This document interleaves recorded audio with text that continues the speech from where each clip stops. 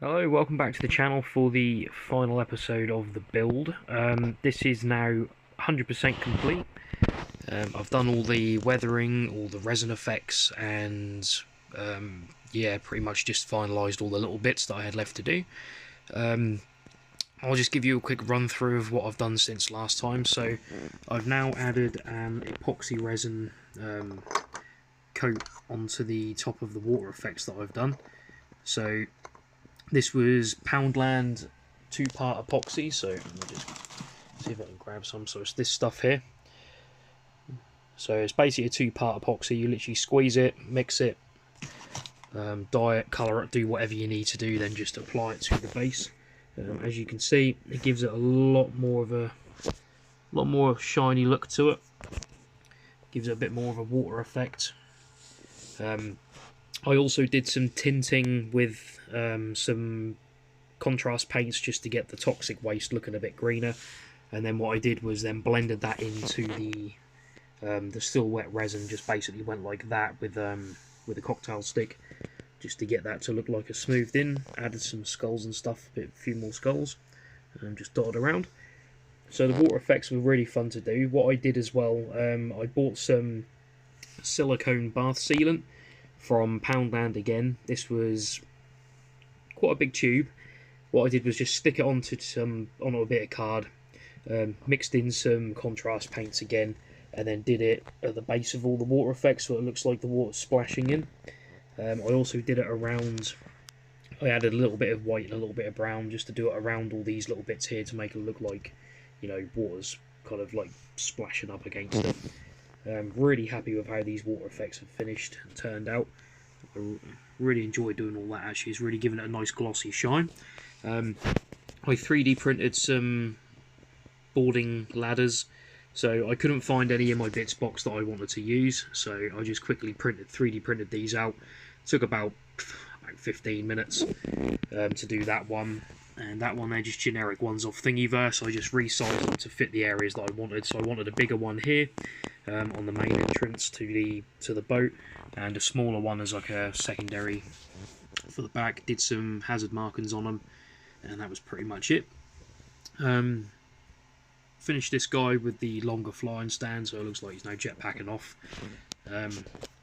What I'm tempted to do is, you know, probably paint up a couple more just to bulk out this area here. Some more water effects I did over here. So again, I went pretty heavy with the silicone on this bit because I think this would be like one of the main areas where the water's splashing up. Again with the silicone and stuff. Got all these back on the board again just to show you the layout. Everything's all been painted up, weathered up. I added some more propaganda posters. I've added the lights now properly. They're all weathered up and fully working. I just need to hide the electrics for them. I can do that in the next day or two, as the competition is actually on next Saturday, so the 18th.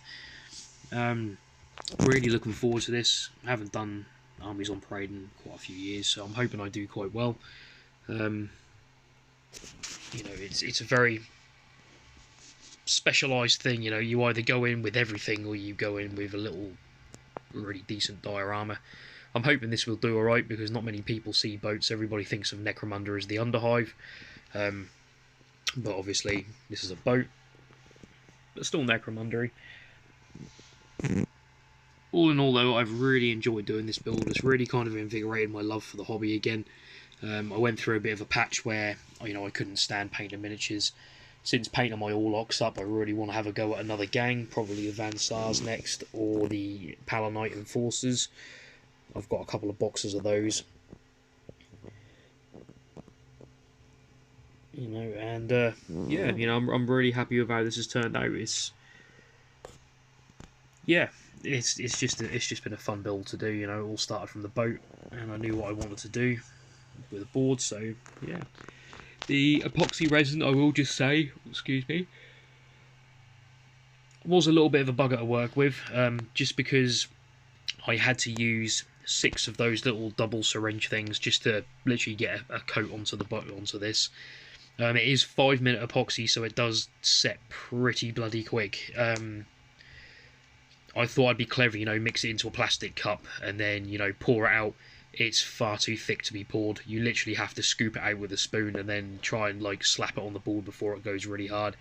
By the time I'd started smoothing all this out and blending all this, all the globs that I'd started putting over this area had started to kind of dry, so I had to get literally a lollipop stick and kind of just smooth everything out really, really quick.